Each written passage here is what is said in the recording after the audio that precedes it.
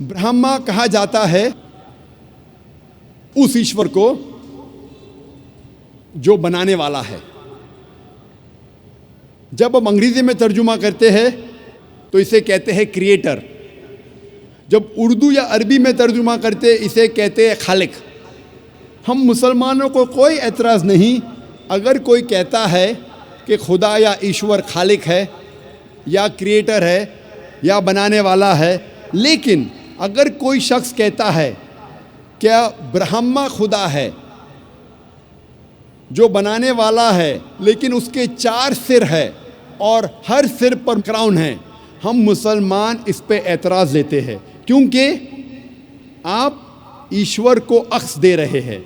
और साफ तौर पे लिखा है श्वेताश्वतरा उपनिषद में अध्याय नंबर 4 श्लोका नंबर 19 में, न तस्य प्रतिमा अस्ति, उस ईश्वर की कोई प्रतिमा नहीं, कोई अक्स नहीं, कोई फोटोग्राफ नहीं, कोई पेंटिंग नहीं, कोई पोर्ट्रेट नहीं, कोई मूर्ति नहीं, कोई बुत नहीं, कोई स्टैच्यू नहीं, कोई स्कल्पचर नहीं।